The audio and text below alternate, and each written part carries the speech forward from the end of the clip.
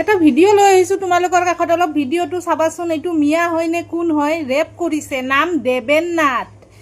আকৌ মিয়াই হ'ব পাৰে ন, দেবেন নাথ মিয়াই হয়। আজিকালি টাইটেল চেঞ্জ কৰি থাকে নহয়, বহুতে কয়। অলপ ভিডিঅ'টো চোৱাচোন। ৰেপ কৰিছে, 10 দেবেন নাথে বছৰীয়া সংগঠিত কৰিলে ভয়ংকৰ কাণ্ড। ৰেপ কৰিছে, বলৎকাৰ কৰিছে, ভিতৰত লাংটা কৰি মানে গোটেই কাপোৰ কানি খোলা উলংগ হৈ আছে। নমস্কাৰ, এই মুহূৰ্তত দিব বিচাৰিছে এটা ব্ৰেকিং নিউজ।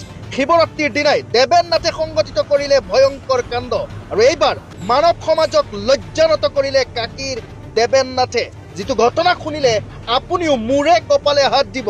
আৰু ঘৰৰ কাষৰে এগৰাকী 10 বছৰীয়া কিশোৰীক অপকৰ্ম কৰি হত্যাৰ চেষ্টা কৰাৰ অভিযোগ দেবেন নাথৰ বিৰুদ্ধে। ইফালে কিশোৰীগৰাকীক সংকটজনক অৱস্থাত উদ্ধাৰ কৰে স্থানীয় লোকে। ইতিমধ্যে কাকী আৰক্ষীয়ে আটক কৰিছে দেবেন নাথক আৰু আৰম্ভ কৰিছে ঘটনাৰ তদন্ত। জনাই গৈছে এই মুহূৰ্তৰ অত্যন্ত এটা গুৰুত্বপূৰ্ণ খবৰ। শিৱৰাত্ৰিৰ দিনাই দেবেন নাথে সংগঠিত কৰিলে ভয়ংকৰ কাণ্ড, আৰু এইবাৰ ঘৰৰ কাষৰে এগৰাকী 10 বছৰীয়া কিশোৰীক অপকৰ্ম কৰি হত্যাৰ চেষ্টা কৰাৰ অভিযোগ দেবেন নাথৰ বিৰুদ্ধে।